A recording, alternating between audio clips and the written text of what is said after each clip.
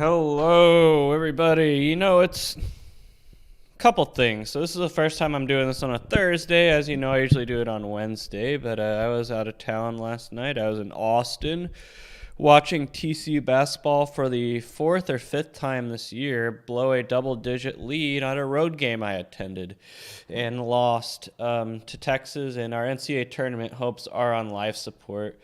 We have to win 2 more games to get in, and the schedule's just too tough. It's going to be very difficult, but you never know. Weirder things have happened. But first Thursday stream, let's see how it goes. It's kind of hard. So these streams I do are completely unscripted. I don't have anything. I just talk off the cuff. That's what I like doing the best. But it's kind of hard because usually most of my viewers on these streams usually take a while to come in. So usually the first 10 to 15 minutes don't have that many viewers. So it's do I talk about the good stuff at the beginning and burn that before anyone tunes in? Or what do I talk about until enough people have tuned in, right? So it's kind of a dilemma. So it's what do I talk about first when I only have, 4 people watching right now? Geez. I see 4 different names in the chat though, so maybe that number is wrong. But usually it'll get up to 30 or so. So it's do I wait to talk about the good stuff until I reach my peak viewership? But you know what? I'll just talk and everybody can join. How is everybody doing tonight? We got Chalman R, Tisong Tom, Rashim, Kebano 100, Real BBB, and Rashim in the house. So Rashim finally made it out to Vegas. I know you've been talking about that for a while, and I knew you were going in February. You've been talking about that for at least 6 months, so I'm excited. So Rashim, drop the details. Where did you stay? What did you do? Did you come out ahead, or did you leave with less money than you arrived with? So that is what I want to know from Rashim. And K Bono 100 wants to know, how is my marathon doing? So for those of you who don't know, I am running the Cowtown Marathon, which is the starting line is about 2 to 3 miles behind my thumb on Sunday morning, 7 a.m. sharp. So I had my second to last training run today in the ice. It's another ice station stream. So I think 3 weeks ago I did an ice station stream. As you see, I had the blue lights on because once again we have ice out there all over the place. I don't ever think I talked about this, but I had to do a 16-mile run as part of my marathon training before I left to go to Colorado. And I had no choice but to run it in the ice and snow on Friday, February 4th, I think. And that was awful. The sun was out and it was starting to melt the snow and ice, but the sidewalks where I usually run on the Trinity River out there was very slippery and icy. So I was having to tiptoe around all 16 miles. It was pretty crazy. Not just that, but you have places that on the sidewalk that look dry, but they really weren't. And then all of a sudden you step in a puddle. So not just that, but my shoes are totally soaked the entire 16-mile run, which means they are heavier than usual. It was not fun. But anyway, I had my second to last training run today that I also but I went to a high school track today to run that. It was only 3 miles. You don't run that much in the last week, but 3 miles around the not a high school track, junior high track where I went to junior high at today, 3 miles, and then I have a 2-miler on Saturday, and then the full 26.2 on Sunday. We'll see how it goes. I'm excited. I got family going to come support me. I'm a bit nervous just because I don't know how I'll react after that 20-mile mark, which everyone says. A marathon is a 6-mile race with a 20-mile warm-up. That's what people say about marathons, and I've never ran more than 20 miles in my life, so we will see. But I have a plan. I've started carbo loading. I started that on Monday. I usually don't eat a lot of carbs. I usually stick to a pretty low-carb keto diet, but I have started carbo loading on Monday, and what's today, Thursday? So 4 days. I just feel bloated and fat when I eat a lot of carbs, but it's what you do. It's part of my plan. Most of my marathon training has been done in a fasted or low-carb state, so you definitely feel the difference when you're running full of carbs. I was actually in Houston this past weekend to visit my cousin and uncle and aunt, and on Saturday night, we went to a hot chicken place, and I kind of gorged myself. And so I did a 8-mile run on Sunday morning in Houston, and I felt great. With all those carbs and glucose in your system, it's totally different than running in a low-carb fasted state for sure. So we'll see. But I have a bowl of jelly beans over there. That's going to be one of my fuel sources when I'm running on Sunday. But it's going to be fun, so we'll see how it goes. My goal is to get it under 3 hours and 50 minutes. We will see. I ran my 3-miler at a pace of 750 today. That would be too fast. But anyway, that is my... So I want to ask a question. Has anybody seen the comments section of the Wager Talk video I did? Because, wow, I told you guys last week, I haven't even looked at the comments for that yet, but I've started to look at my notifications. I'm still having people comment on that video, and it's almost all people coming to the defense of Wager Talk. So I'm guessing, like Pick Dogs, they have sent in the shills. Like the most recent comment I got, he deleted it, but I can still see it in my Gmail account. So let me read it off to you if it's still there. I think it's kind of funny. He said, have you explored the legal ramifications of calling everyone associated with providing gambling advice on Wager Talk to be a fraudulent scamming tout? May I please have the name of your legal counsel? I mean, I'm getting a lot of comments like that. Honestly, like I said, if they had any legal case against me, they would have taken it already, but they don't, because the one thing these touts fear is discovery. I've been saying that all along. Pick Dogs did the same thing, threatening me with legal, but if it really came to that, I would be able to file for discovery, and we would actually see what their long-term records really are, and that's the one thing touts fear the most is sunlight, so they're never going to do it. It's all empty threats, but yeah. I've really gotten a lot of comments on that Wager Talk video. Wow. But you know what? Screw Wager Talk. They are the trash that used to, populate the pregame tout scam. And then once Deadspin exposed pregame as a tout scam, a lot of them jumped ship and started Wager Talk, thinking that the new brand could help them escape scrutiny and escape the bad press that the Deadspin article gave. And trust me, guys, I am no fan of Deadspin at all. I do not like them, but they hit the nail on the head when it came to pregame. But a lot of those frauds at Wager Talk are frauds and think that they can run, but they can't hide from me. I will call them out. But it's just funny reading all the shill comments on the Wager Talk video. It really is, screw them. Screw Wager Talk. I mean, their advice is worthless. Just so many shills. The top comments in that video are all like people shilling and white knighting for Wager Talk. So, yeah. So Rashim stayed at Bally's, played craps, broke even, lost on college basketball. Sounds about right. Yeah, craps is a game you're going to break even on most of the time just because the house edge is basically zero. So it's literally a 50-50 game. So I'm not surprised with craps.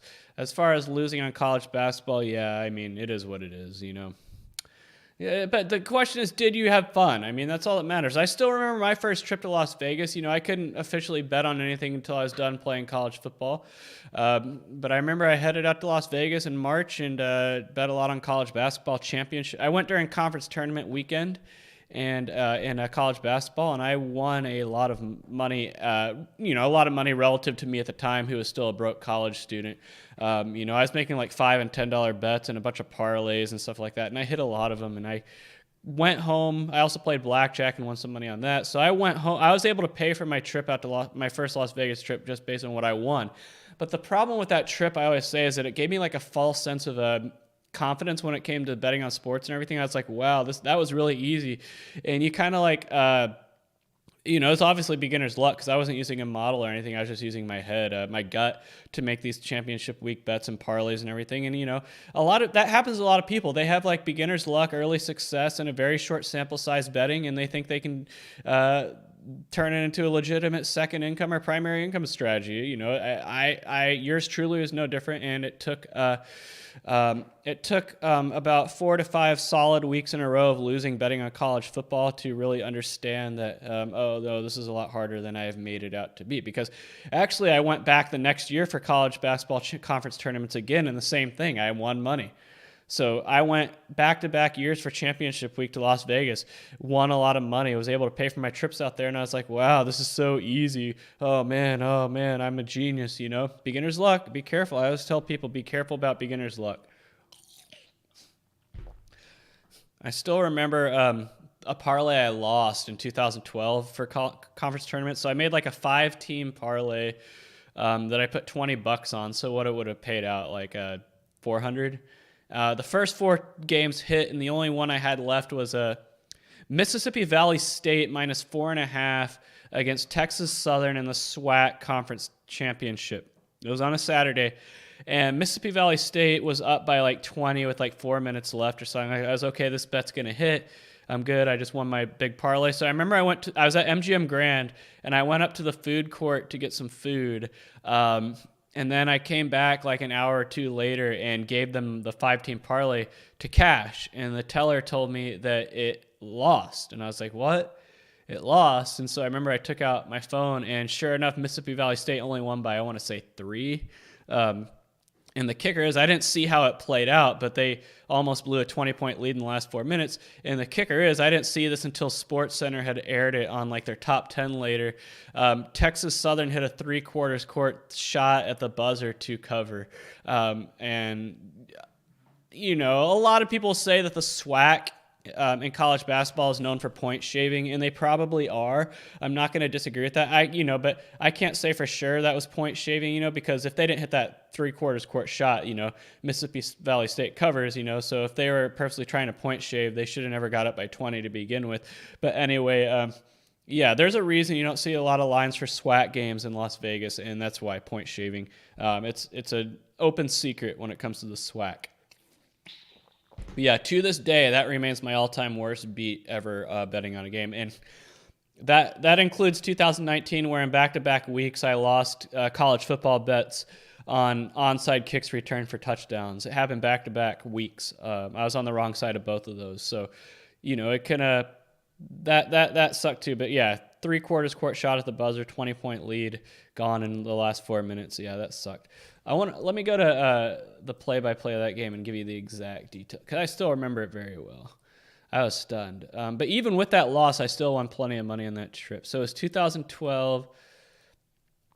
So they played Texas Southern. They won 71-69. The spread was -4, and they were up by. So it was a 20-point lead with 8 minutes left, and it was a 16-point lead with 4 minutes left. Yep, and the last play of the game, Omar Strong made a 3-point jumper. Jumper is very, lenient for them. But yeah, that was my worst beat. But anyway, beginner's luck is a real thing when it comes to betting. Be careful out there. You're probably seeing a lot of beginner's luck today with all these new states legalizing sports betting, and a bunch of people who have never bet on sports before doing so and having some beginner's luck and getting a false sense of confidence. Be careful out there. Joe McMillian, what's your thought on Hard Rock going back to the Strip? So I was a big fan of the Hard Rock on Harmon back in the day. That was probably my second most visited casino. Number one was the Palms. But Hard Rock on Harmon, back in Las Vegas, the purple, I called it the Purple Casino because that was their color scheme. And then they had the big neon light guitar out front and the valet. I like their sports. I like the CG sports books. I don't like what Virgin did to it. They completely walled it off and put in a small book in the center of the property. It sucks. But anyway, Hard Rock going back to the Strip. Aren't they taking over where the Mirage used to be? I mean, isn't that what they're doing? I mean, it's fine. I just wish they didn't get rid of the Mirage. I like the what was it, like a Filipino style theme, jungle theme. They're getting rid of the Volcano, unfortunately. And I like the Mirage. It felt like a very clean property. It felt like it was very green and refreshing. All the trees and stuff inside, the atrium. I like the Mirage. So honestly, I wish they were taking over another property. Isn't Bally's being overtaken by someone else as well? But anyway, I just wish it was another property. But, MGM's going to MGM. So it is what it is. But yeah, I do miss the original Hard Rock. It was one of my favorite places. Let's go, Brandon. Wow, you guys, so 3 people want me to talk about Ukraine, so I might as well get that out of the way. I told you guys. Here's what's really ticking me off is that I'm seeing this narrative being pushed that anybody who wants to criticize Joe Biden or the current administration of the United States running this country, it's like anyone who criticizes them is automatically labeled as like a Putin lover, pro-Putin, pro-Russia, who hates America, unpatriotic and all that. You can do both. You can be anti-Putin and criticize Joe Biden and the presidency, right? You can do both. It's not mutually exclusive. But I've been cracking up all day, and really since last night, because when I was driving home from Austin last night, listening to the radio and the coverage, it's just like, I just think it's funny that Western leaders want to criticize Putin for being an authoritarian tyrant dictator when the West has no room to call others authoritarian. I mean, what have we seen over the last 2 years with COVID? So we've seen Western governments implement these draconian, tyrannical COVID restrictions on people, and yet they have the gall to call another person a tyrant and a dictator.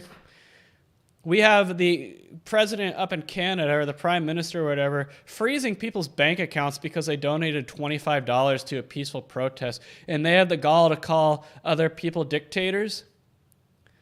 You want George Bush and Barack Obama to lecture us on morality and decency when George Bush toppled sovereign governments in Iraq and Afghanistan for no reason at all and murdered hundreds, if not thousands, of innocent brown people in the Middle East and other impoverished nations with his pointless war in Iraq, lied to the American people about weapons of mass destruction in Iraq to send thousands of soldiers over to the Middle East to go die, and George Bush wants to lecture us on morality and decency. Barack Obama continued that same war and drone strikes against innocent civilians in the Middle East that had civilians. I'm not talking about freedom fighters in Iraq or insurgents. I'm talking about innocent civilians in Iraq, in the Middle East, minding their own business in Syria and other places. Minding their own business, drone striking them and murdering them, and they want to talk about decency and civility and morality. We had John McCain and Hillary Clinton infiltrate the people and citizens of nations like Libya and Egypt to overthrow and topple their own governments. They literally took Muammar Gaddafi in Libya and chopped him up and dismembered him, like chopping him up in a million pieces, and they want to talk about civility and decency and morality. I don't know. I just think the hypocrisy is funny. So when the U.S. invades Iraq or Afghanistan or topples a government in Libya or Syria, that's called liberating, right? That's called liberating. We're just liberating those countries. But when Russia does it, it's an invasion. Don't get me wrong, I'm not white knighting for Putin. I'm not taking a pro-Putin stance here. I think he's an evil man. But I just think it's funny how these Western leaders want to claim the moral high ground when they don't have it. They don't have it. I'm sorry. So that is what I have to say about that. It just ticks me off, but yeah. Like, seriously, what is the difference between toppling Iraq and Russia doing what they're doing in Ukraine? What's the difference? I want someone to give me the difference. What's the difference between toppling the governments in Libya and Egypt and what Russia is doing to Ukraine? Hearing a lot of crickets. But anyway, I just don't know if the American people have an appetite for this. I don't. There's a poll that I saw right before coming on the air that shows by a 2-to-1 margin, American people don't want to get involved in any war in Russia, and I agree. I think the American people have wised up. They've wised up, and they don't want to send Americans to go die on the other side of the world to enrich defense contractors in the military-industrial complex. I think American people have wised up, but it's the go-to tactic for any presidency and administration that has flailing poll numbers, and that is to start a war or get involved in a war. I just don't think it's going to work this time because the Americans don't have an appetite for it with all the crap going on here. We're about to see $5, $6, $7 a gallon gas. It's going to happen, guys. Get ready. Get ready.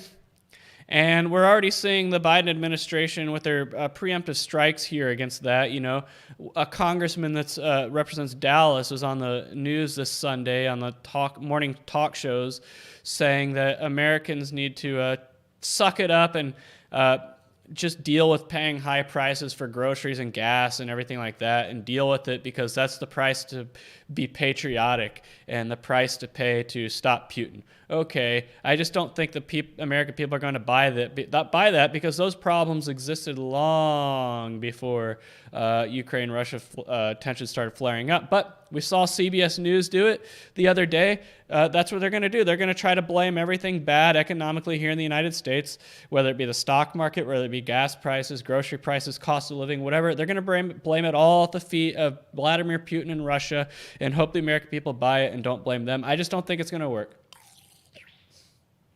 They'll try, but I don't think it's going to work. But get ready, $5, $6, $7 gas. It's coming. I'm not happy about that. I'm not rooting it on. I'm not at all.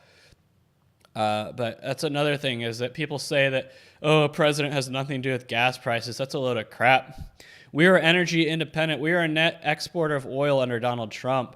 And then when Joe Biden gets into office, he cancels the Keystone XL pipeline, cancels all the oil and drilling leases, tries to implement their Green New Deal agenda. That's what people don't understand is that high gas prices are a feature and not a bug for those who back the Green New Deal agenda. That's true.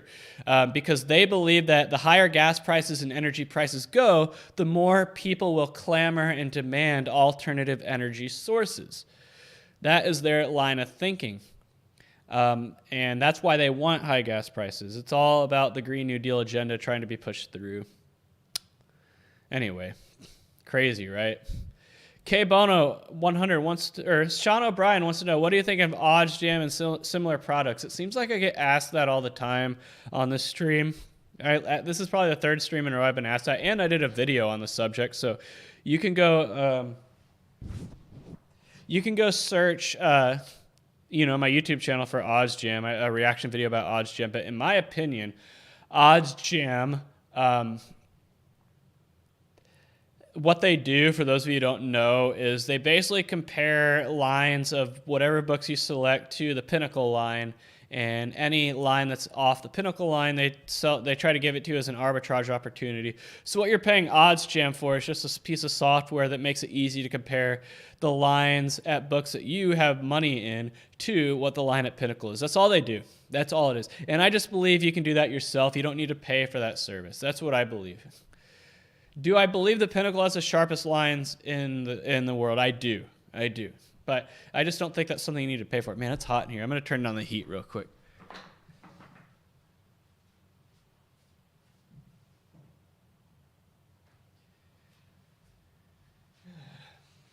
Yeah, it might be icy out there, but I might have had the heat on too high. Yeah, my electric bill this past month was the highest it's ever been since I moved in here back in, was it July? Yeah, July. So, yeah. Hopefully it's not that much this month because I've been out of town for a couple weekends. So anyway, yeah, so Oddsjam, I mean, I understand what they're trying to do. It's just not something you need to be paying for. I hope that makes sense. It's weird because the Oddsjam shills didn't really populate the comment sections of that video like Pick Dogs and Wager Talk shills did on those videos. KBono100 wants to know, would you recommend paid picks in general? Come on, man. Are you asking that to joke around, or are you serious? Jay Boak wants to know, has any shill company come after you like Pick Dogs did, or they're following sheep? I mean, Wager Talk's... I don't know if Wager Talk has sent any official people. Like, I'm pretty sure I had the main guy of Pick Dogs really going after me for a week or two. But as far as I'm concerned, all the people shilling and defending and white knighting Wager Talk are just... as far as I'm concerned, they're not affiliated with Wager Talk. But like I said, go to the comment section of my Wager Talk video. Seriously, it's like crazy. I'm trying. That's what I'm doing right now. Yeah, I would say 90% of the comments on my Wager Talk video are people defending Wager Talk.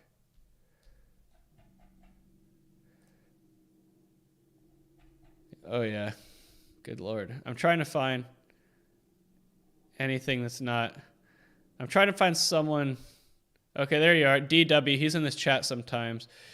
He was the first person who was not defending Wager Talk in the comment section. But yeah, they're all just sheep. I call it... what Stockholm Syndrome is what those people have. They think that these Wager Talk clowns are winning them money and doing them a service when they're not. They're just marks for Wager Talk is what they are. Total marks. Idiots.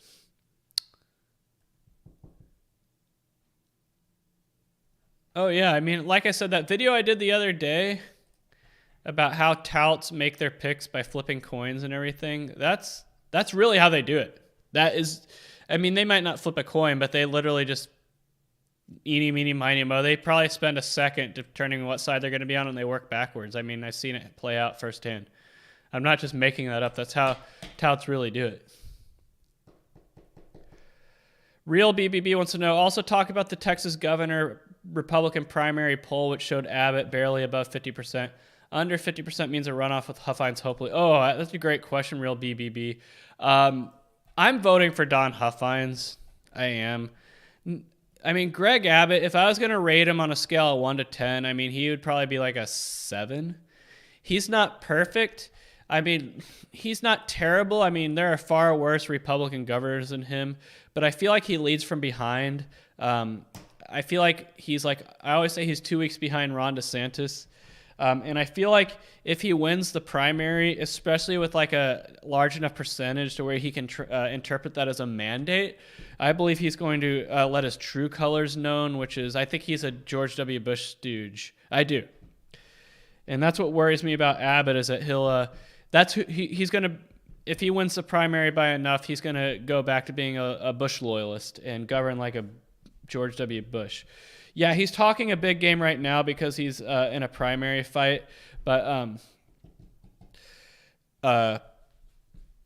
we would have to wait and see. So I'm voting for Huffines, not because I think Don Huffines can beat Greg Abbott, but it's more about preventing Greg Abbott from getting too big of a share of the primary vote to where he feels like he got such a big mandate that he can go back to being a yes man for the George W. Bush and Karl Rove of the world, which worries me. But Allen West is interesting because here in Dallas-Fort Worth, I've never seen a sign or billboard. I have not heard a single radio ad or TV commercial or anything like that for Allen West here in DFW. But when I was driving to Waco and Houston this past weekend, and when I was driving from Lubbock a couple weekends ago, I saw Allen West signs. So maybe he's just not going after DFW, but I don't know what to think of him. But Don Huffines, for those of you who don't live in Texas, I think if you're a Republican primary voter like I am, he is driving home a very solid message, in my opinion.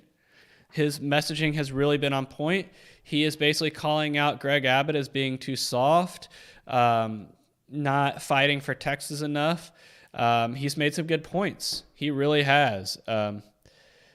And he's really hammering that in his radio and TV ads. He calls himself an actual Republican. That's his tagline for governor. And I think it's really going to resonate with a lot of people. He wants to end property taxes. That's going to resonate with a lot of people.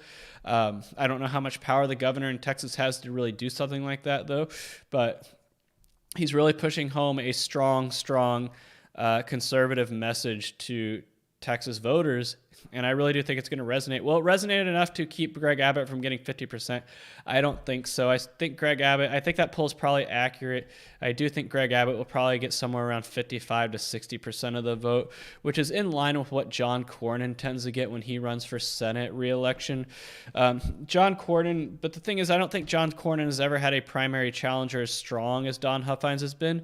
Usually John Cornyn's primary challengers in the Senate races are pretty token opposition. They don't really try. They don't spend a lot. So even then, it's sad that John Cornyn can only get 55 to 60% against token opposition when he runs for Senate. But yeah, I mean, that was a very.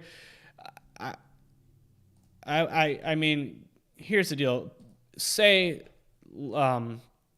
hell freezes over and Don Huffines does win the nomination for Republican Texas governor. Does that mean that Beto O'Rourke will beat him? I don't think so. I just think this election cycle is going to be too strong for Republicans for something like that to happen. Yes, it would be a lot closer than an Abbott-Beto matchup. I think Abbott will beat Beto by 15 points, but I just don't see it happening. They would really have to push the Don Huffines is too extreme message very hard, and this just isn't the. I'm not saying Texas is a state where that can't happen, but this is not the political climate. Because there's such an anti-Democrat sentiment, just not in Texas but nationwide, that's going to be very tough for someone like Beto O'Rourke to overcome. Anyway, that is my answer to that real BBB. Mika Hamari, I donated some money for war victims in Ukraine. Not a big sum, and I want to help. Good for you. Putting your money where your mouth is. A lot of people don't do that. A lot of people just like to complain on Twitter. A lot of people just like to think that they can virtue signal their way. But no, it's always putting money where your mouth is always the best way to do it. So I'm looking at the predicted market for Texas Republican nominee. Don Hoffman's only at 2%. But I did see that poll where Greg Abbott's only at 51%. I mean, if Greg Abbott only gets 51%, that's not a mandate. That's not a mandate. But I think ultimately older voters like Greg Abbott, like as conservative and as Republican as the state of Texas is, especially when it comes to Republican voters, they sure like their establishment incumbent politicians. You don't really see any primary upsets here in Texas. Ted Cruz was a primary upset. He wasn't supposed to win the nomination for Senate in 2012, but outside of that, you don't see a lot of change. Like, my congresswoman is someone named Kay Granger, who's like an 80-year-old fossil who's been in office since before I was born. And it's time for her to go. And yet she's always easily wins the Republican nomination here in the Texas 12th Congressional District. I'm like, how? She's terrible. I mean, she's not like, I'm not saying she votes with Democrats or anything like that, but we just need new blood. I'm sorry. Anyway. I agree, Jay Boak. I'm tired of the whole America world police stuff. I just, if people have, I just don't think it's America's job to go over to Ukraine and fight. It's not our problem. Let Europe fight. Oh, wait. Why can't Germany or France or any of these countries in Europe fight? Why does it always have to be us? It's because NATO has always been the United States, and that's what Donald Trump was really hammering home when he was president. Donald Trump made that point. He's like, NATO is the United States doing all the heavy lifting, doing all the funding. He just wanted the other countries that were in NATO to pay their fair share and become a bigger part of NATO rather than the United States doing everything. So why can't these other NATO countries get involved? Why does it have to be us? Why do we have to be the world police? Right? Celtics FC fan wants to know. Love the road trip videos. Any plan in the future? I'm probably done with road trips for a while. I mean, there is a very, very, very outside chance that I'll go to Lawrence, Kansas next Thursday for the TCU basketball game up there. But if I were to do that, that would mean me having to spend 2 nights in a hotel. And I just don't know if I have the appetite for paying for that right. I'm not broke by any means. I got plenty of money in savings, plenty of money in the bank. I make a decent amount of money in my day job, but 2 nights in a hotel, because in order for me to go to a Thursday night game at Kansas, that would mean me having to drive up on Wednesday after work, stay in a hotel on Wednesday night, work out of my hotel on Thursday, go to the game Thursday night, stay in the hotel Thursday night, and work out on my hotel Friday, and then drive back Friday night. That's 2 nights in a hotel. 3 nights away from home. I don't know. I don't know if I have the app. And plus, the gas and wear and tear on my car to get up there. I don't know if I have the appetite for that right now. But apart from that, I don't know if I have any road trips or anything like that planned. I might drive to Las Vegas in September instead of fly for my annual college football week 1 trip. Just because, first of all, I hate flying.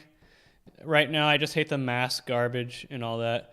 And driving's just cheaper. And driving would mean I wouldn't have to rent a car in Las Vegas. It's just the wear and tear on my car. I mean, I got my 55,000 mile maintenance done on my car on December 29th, I think, or December 28th. And I've already put 6,000 or 7,000 miles on my car since then. I'm at 62,000 now. Driving to Colorado, driving to St. Louis and Louisville, and driving to Stillwater and Norman, Austin and Waco, Lubbock. I put a lot of miles on my car, as well as driving around here. Yeah. But I don't have any road trips planned. I probably don't. I mean, I might drive down to Houston to visit family. But anything major, like out of the state of Texas, probably not until at least September. So no, unfortunately. The thing with those road trip videos I used to do, or I did, is that a lot more goes into it than you think. And, you know, there are times where you're like, you know what, I don't feel like filming. I just want to enjoy myself instead of having to like film everything. So we'll see.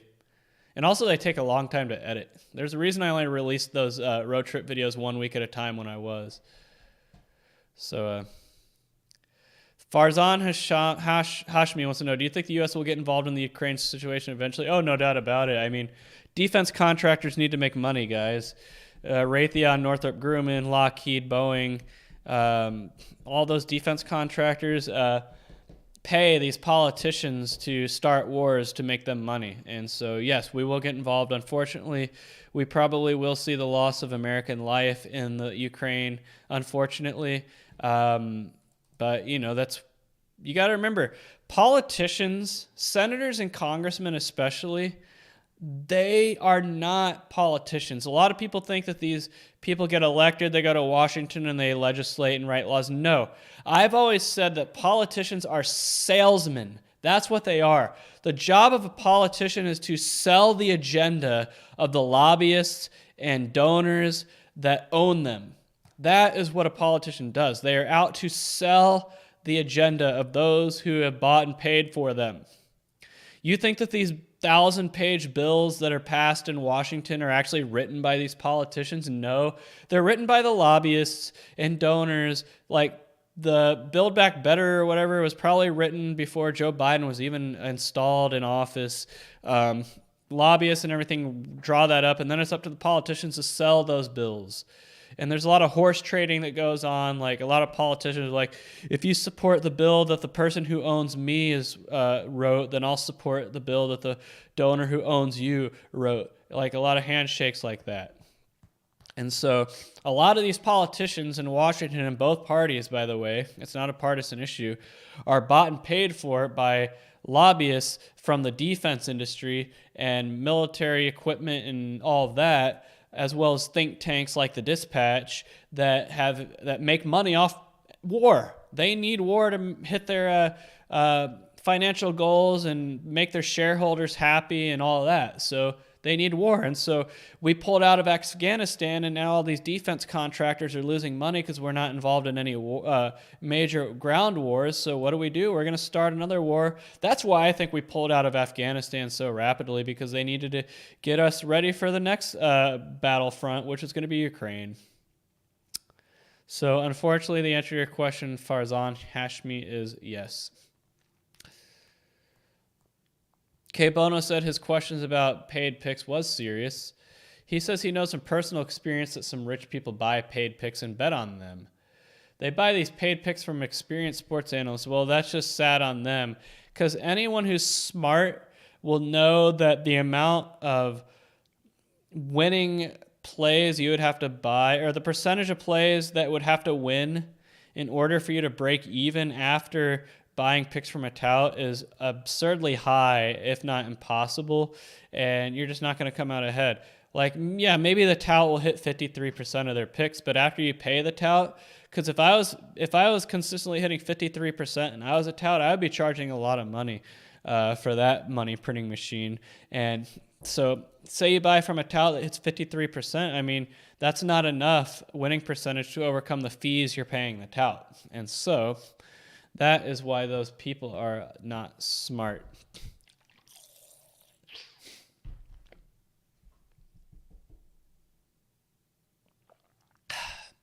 Jamie Wood, hi Will. Do you have any thoughts on Con Berry? He makes videos on the betting industry and trading horse racing, but it seems like he's pushing a scam course. But nobody is saying anything about it. Well, let me Google this guy, because I don't know who that is. Is he a YouTuber? Well, I'm going to look him up on YouTube. How's that sound? Oh, yeah, I've seen this guy's videos before. He's definitely one of those guys that pushes arbitrage betting when it comes to sports betting.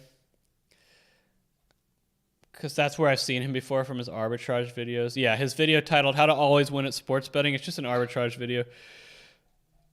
But yeah, I mean, guys like this just seems like one of those people that I can't stand that just push videos that are titled like "How to Win at Sports Betting," do this to win. He seems like that type of person. Horse racing. Does he trade stocks?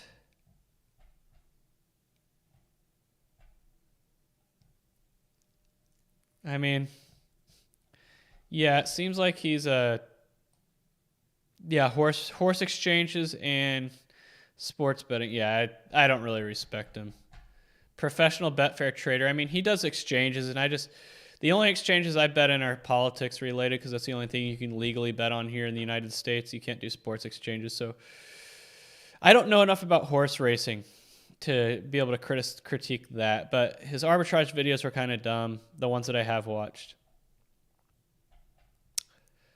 But you say he's pushing a scam course, but nobody's saying anything about it. Basically like a course like on how to do what he does to make money. Yeah, that's definitely a scam. It reminds me of the radio ads that you'll hear about like home flippers that are like, come to my seminar and I'll show you how to make a 6-figure part-time income flipping houses with other people's money. Yeah, it's probably something like that. Those videos are hilarious. Man, I need to start doing Predict It videos because I'm on Predict It right now. And especially with primaries coming up, there's definitely some markets to that I could easily do videos about. Man, some of these markets are crazy.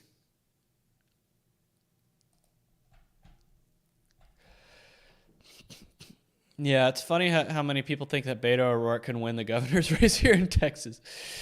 So many people think he actually has a chance. You can if you really think that, you can get 10-1 odds on Predict It right now. If you really think Beto O'Rourke can win here in Texas, trust me, guys, he's not going to unless something like unforeseen happens that shifts the national electorate.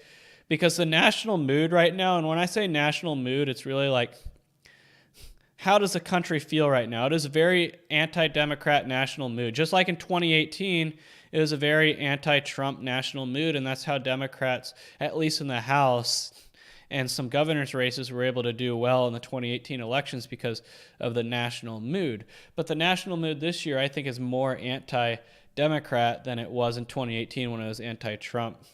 The only thing that's really going to keep Republicans from winning a lot of seats like they did in 2010, like when they won, 63, I don't think that's going to happen for two reasons. One, Republicans haven't been doing very well in redistricting. The Democrats came to play on redistricting. They really did. They cry foul and run to a judge and get judges to nullify redistricting maps that Republicans drew up while ignoring the blatant gerrymandering in states like Oregon, New Mexico, and New York. That I don't see any challenges of those blatantly gerrymandered maps.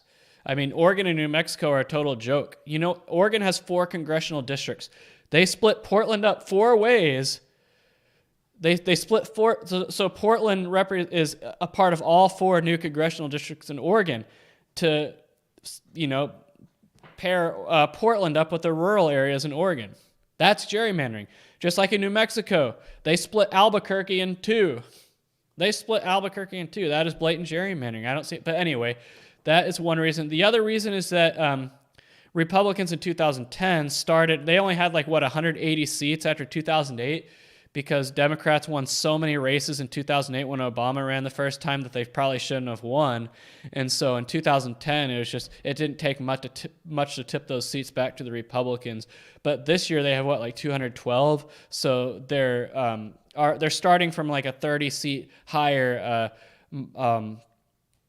point in this cycle than they were in 2010, which is why we're not going to see a repeat of that. But I think, there is, unless something drastic, unforeseen happens that shifts the national mood, the Republicans are going to win the House and Senate in November.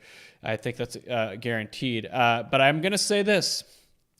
I don't really think much will change because you got to remember, and I believe that in Washington, D.C., there isn't really any difference between Republicans and Democrats. I think they're 2 wings of the same bird. I call it the uniparty. let's face it. If Republicans win and Mitch McConnell is the Senate leader and Kevin McCarthy is the Speaker of the House, nothing's going to change. The establishment wing of the Republican Party is really no different than the establishment wing of the Democrat Party that currently runs the show in Washington. Nothing's going to change. It's going to be a different coat of paint. So I don't think Republicans taking over the House and Senate is really going to change anything. I've always said that Republicans are not the solution to your problems, guys. I'm not saying Democrats are the answer either. I tell this to Republican voters is that, yeah, Democrats might be the cause of your problems, but Republicans aren't the solution. And so what worries me is that Republicans will take over the House and Senate in November, and will do absolutely nothing until 2024. Just like they did after 2010. Remember in 2010, the Tea Party wave, they ran on a platform where like cutting spending, reducing the size of government. That was their platform in 2010. It's why they won so many seats. And then after they get elected, like, oh, we can't do any of that. Otherwise, we won't win the presidency in 2012. And we didn't win the Senate either. So we also got to, we can't risk losing the Senate in 2012. So they basically walked back on all the promises they made that won them the House in 2010 in that massive landslide. And it's no wonder they didn't win anything in 2012 because voters don't reward weakness. Voters hate weakness. They remember weakness. And so we're going to see the same thing. If Kevin McCarthy and Mitch McConnell are the leadership of the Republican Party after 2022 in November, nothing's going to change. They're going to do nothing for 2 years and say, oh, we can't do anything because we can't risk losing the presidency in 2024. And that's going to hurt whoever runs for president in 2024, whether that be Donald Trump or anybody else. And so that's what kind of worries me. So what I'm really paying attention to this primary cycle is how many Trump-backed America First candidates win their primary races against establishment Mitch McConnell and Kevin McCarthy-backed establishment candidates. Because if enough America First Trump-backed candidates win their primaries, then there's a chance that Kevin McCarthy doesn't win Speaker of the House, and they put in someone who is more aligned with the America First Trump movement as Speaker of the House and Senate Majority Leader, and maybe that's the only way things are going to be different. Because, like I said, if it's Kevin McCarthy and Mitch McConnell as the leadership positions in Congress, nothing's going to change. Nothing will change. If you want actual change, then you need to hope that enough America First primary candidates win their Republican primary races and vote for somebody other than Kevin McCarthy and Mitch McConnell as leaders. It's the only way anything's going to change. All right, enough about that.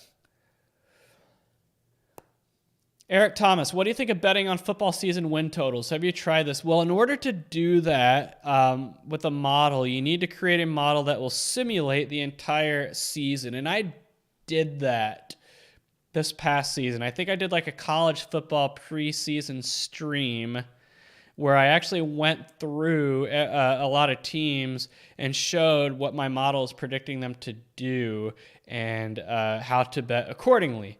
And from what I remember one of the teams we talked about was South Carolina, and I think my model had them going 2-10, and they won 6 or 7 games.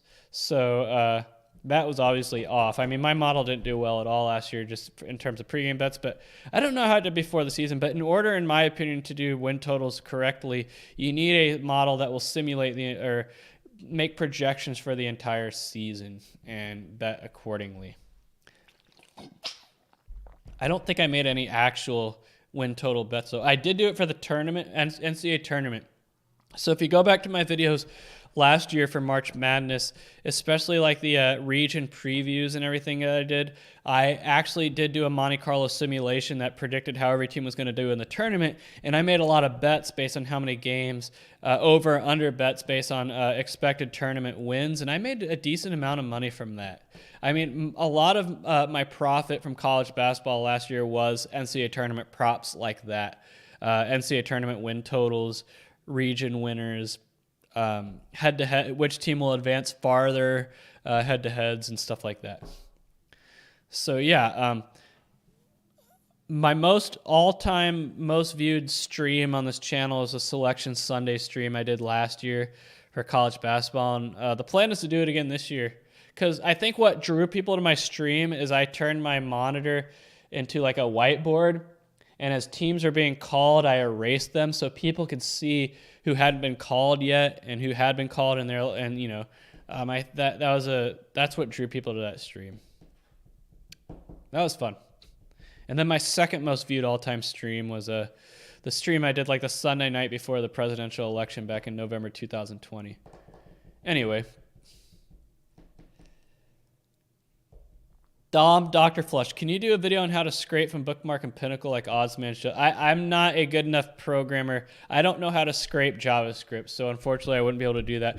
I can barely scrape HTML as it is. Like, I suck at scraping, and that's the reason I haven't done any videos in my life on the subject of scraping, because I'm just not very good at it. It's trial and error. That's really what scraping is. It's trial and error.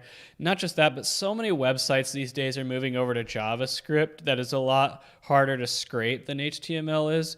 And I am just not the guy for that.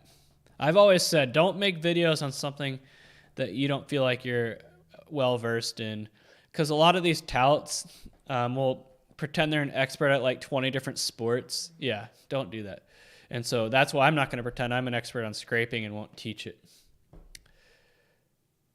iTrade. Hope you bring this back next week. Pretty busy tonight, but I thought I'd hop in for a moment. Like, we appreciate the time you put in to help your subscribers. Yeah. I don't know. So with those Model 201 videos I've done, I film 3 at a time. So I've done 6 now, and honestly, I don't have any more filmed, so I need to film the next ones.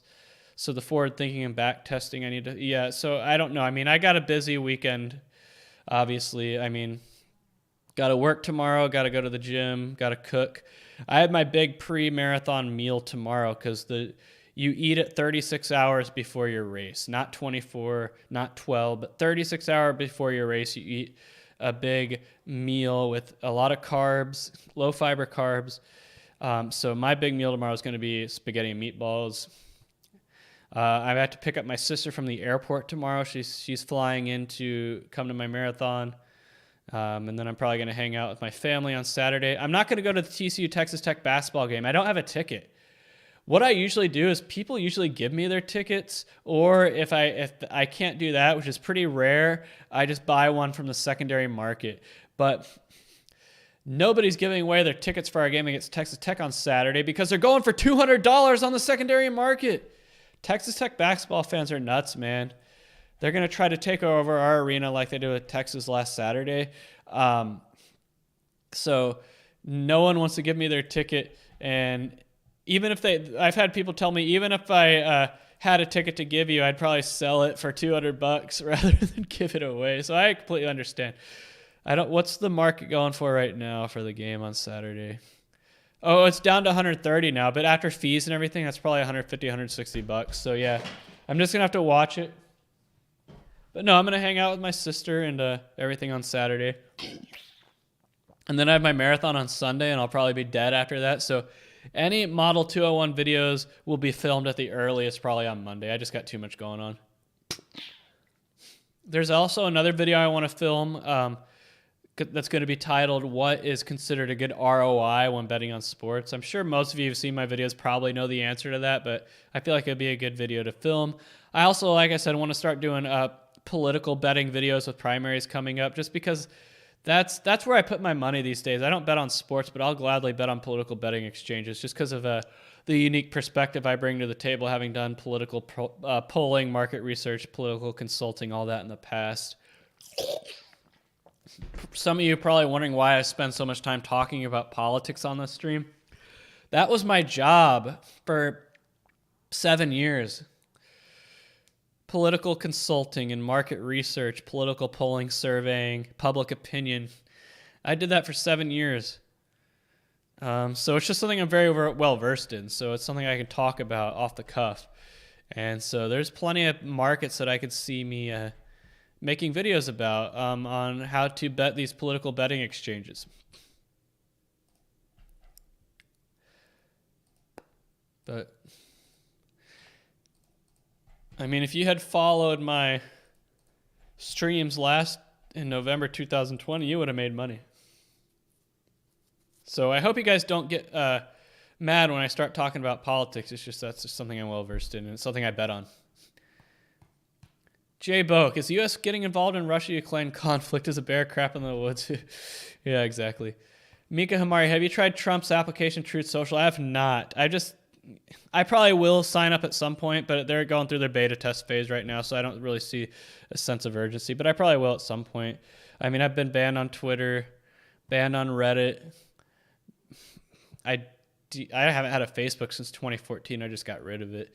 Instagram, I haven't been banned from there yet, but I don't post anything on there that would get me banned. But I mean, I really just use my Instagram these days to share pictures with my family and friends. So Instagram's really the only place I haven't got banned from yet.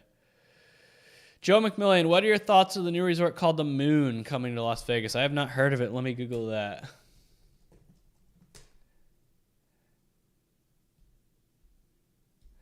So it's going to open in 2026. Wow. Aims to be the world's largest spherical building. Oh, wow. I'm looking at the artist concept. Oh, man. So it looks like it's going to be across from where the Wynn and Encore is, and it's literally going to be a 224-meter spherical hotel. Is it really going to look like the moon, though? Or is it just going to be moon-shaped? Because they're building that spherical like arena that's over by the Westgate that's still under construction last time I saw. But wow, I mean, this is why I hate the rumors of them getting rid of the Luxor, because the Luxor is like such a unique property with the pyramid shape in Las Vegas. Like, why get rid of like the unique structure, right? So I'm all for uniqueness, because that's one of the problems I have with Las Vegas today is that too many of the new properties are too cookie cutter, too generic. There's like nothing unique about them. Like Resorts World, like there's no reason to go there. Like what's unique about Resorts World? Nothing. And honestly, what I've heard about Resorts World is that it hasn't been as successful as people think, because like I said, there's no reason for like the average person to go. Like, but people want to go into the Luxor just to like check out the pyramid structure.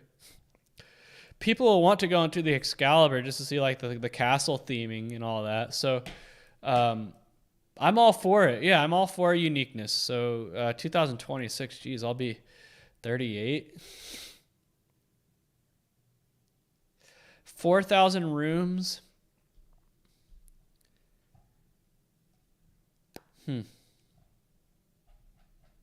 It's been under development for 2 decades. Huh. Well, I'm all for it. Oh, yeah. Ryan Boston's right. Lame duck if Republicans win the House and Senate. Nothing's going to change, especially if the leadership is the same old crony, capitalist, Chamber of Commerce Republicans like Mitch McConnell and Kevin McCarthy. Nothing will change. There is not much difference between Kevin McCarthy and Nancy Pelosi. There is not much difference between Chuck Schumer and Mitch McConnell. They are very similar. The dance student wants to know, is it even possible to make money in sports betting with parlays? No. I mean, it's possible. Let me rephrase that. It's not impossible, but I mean, you might have like extreme luck. Like if you gave $100 to 100 people, or if you gave $100 to 1,000 random people on the street and told them to go place an 8-team parlay, you're going to have some winners. You're going to have some winners that, make money off that. But I mean, the answer to that question, the dance student, is the same as saying, is it possible to make money off lottery tickets? Is it possible to make money off slot machines? I mean, theoretically, you could get a lucky jackpot hit on a slot machine or win the Powerball and win millions of dollars, theoretically. But when it comes to realistically, the answer is no. You're going to be ground down by parlays. Even if you hit 1 or 2, you're going to lose a lot more than you win, and you're not going to be able to sustain enough success. So no. KBono100, what is your opinion about sports picker from Unanimous AI? It's a crowdsourced method of determining winners in sports. I've experimented in this direction and there's a lot of potential behind it. Well, if it's crowdsourced, that's one thing, because the ultimate crowdsourced sports predictions are sports betting markets. That is the ultimate crowdsourced sports predictions, because that's what sports betting markets represent. They represent how the market feels, where the money's going. So that's the issue with that, is that what's the difference between a crowdsourced consensus and a sports betting market?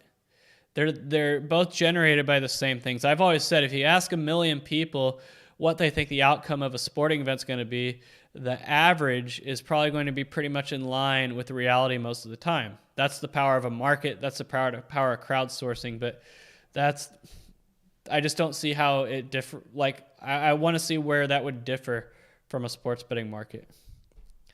SpongeBob says, couldn't a better method of win totals model be one where you do sort of a K nearest neighbor of previous season teams who had similar records and similar all-season moves and cuts? I like that question, SpongeBob.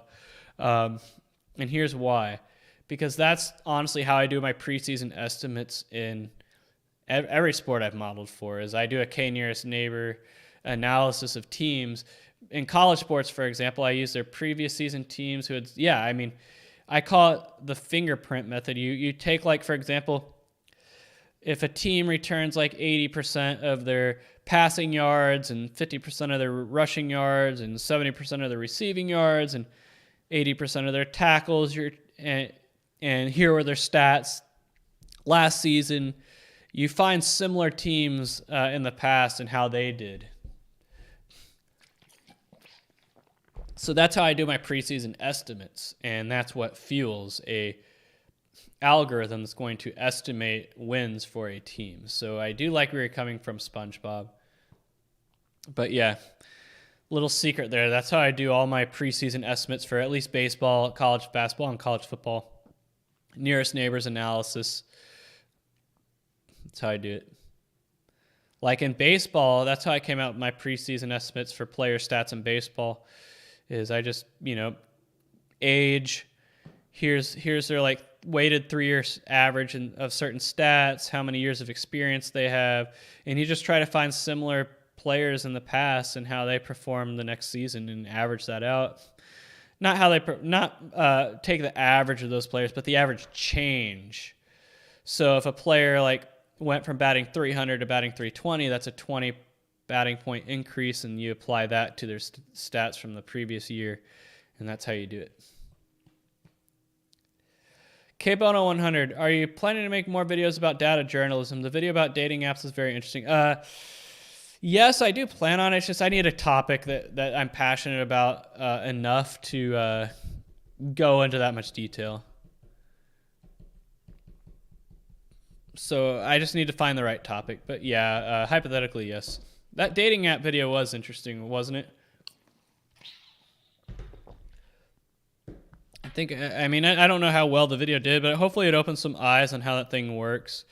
How the dating apps work is that it shows you people that are most likely to match with you, not people you prefer. So that's why if you're like a male 7, you're only going to be shown female 4s, for example. Because female 7s and 6s aren't going to match with you. Female 4 will. Anyway.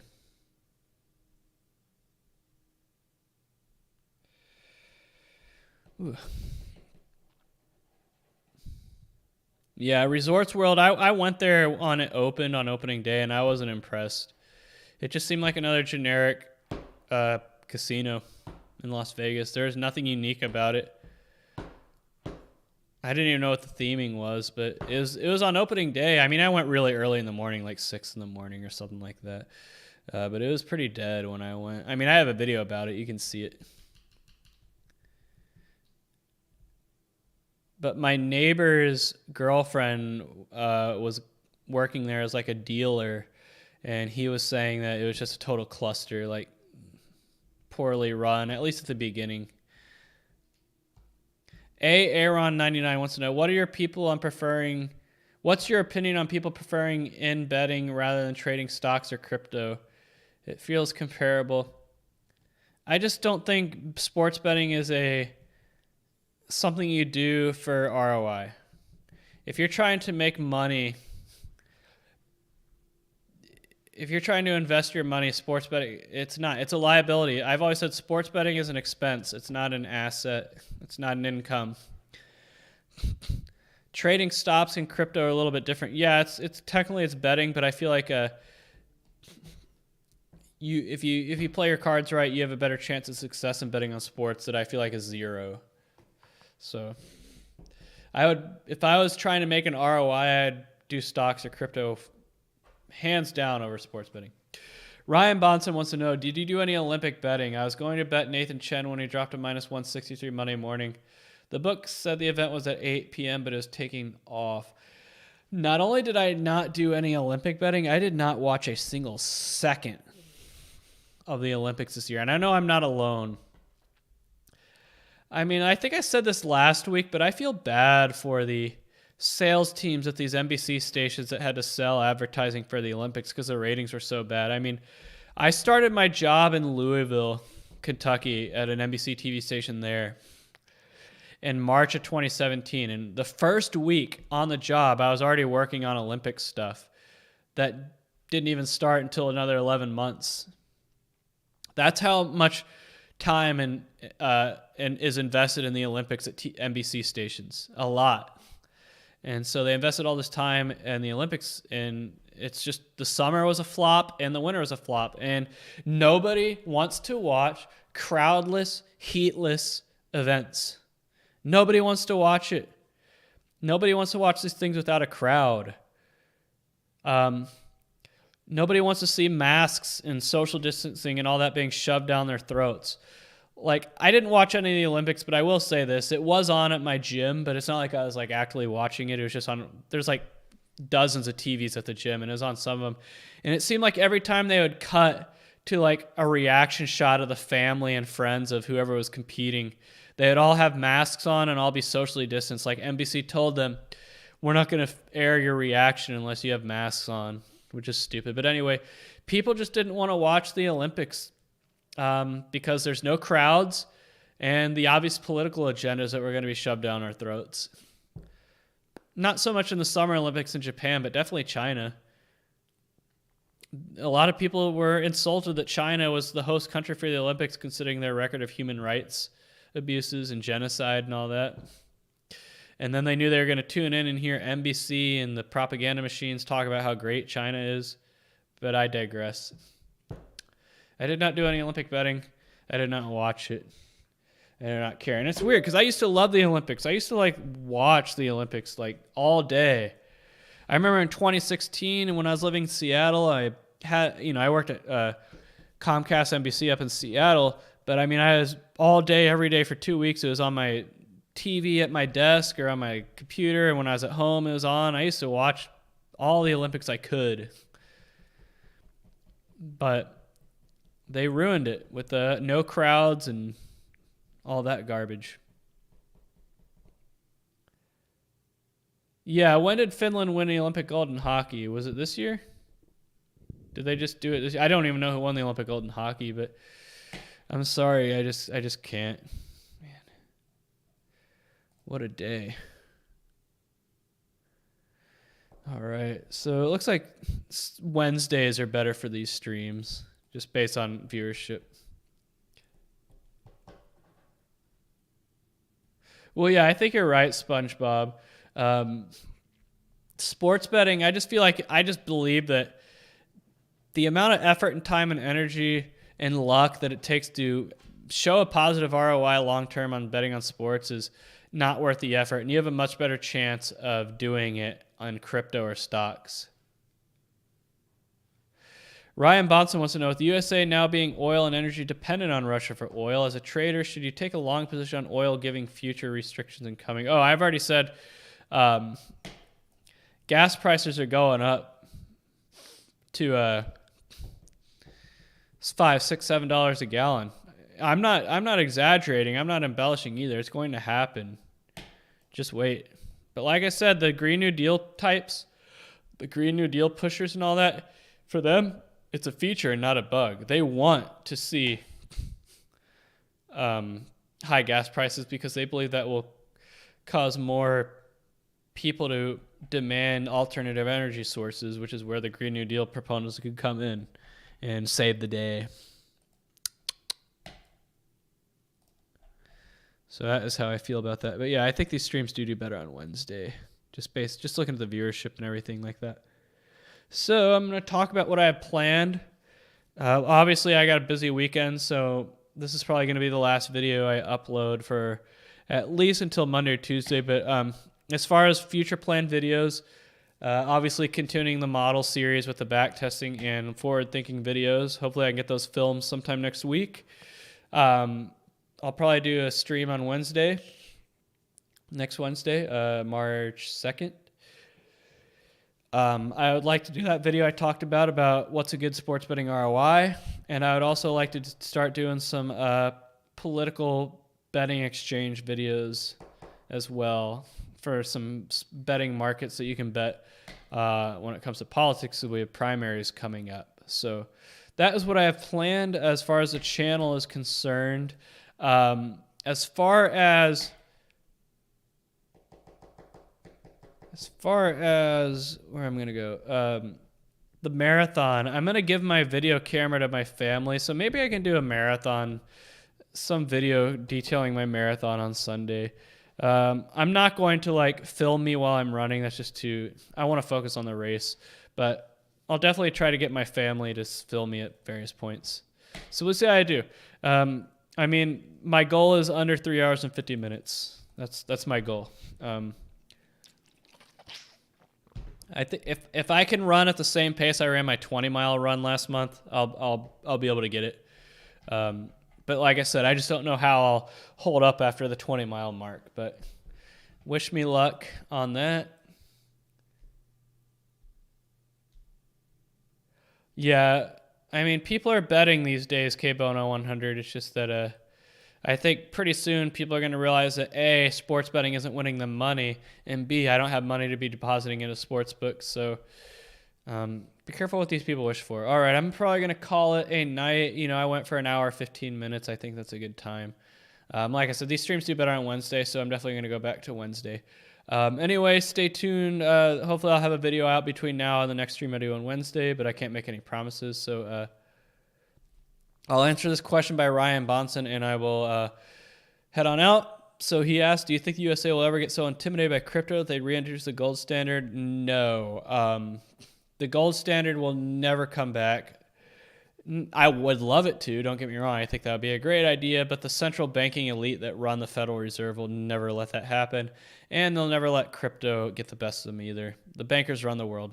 All right, everybody, thanks for tuning in. Hopefully I do good on my marathon. The next time you guys see me will be after that marathon, so let's hope I come back in one piece.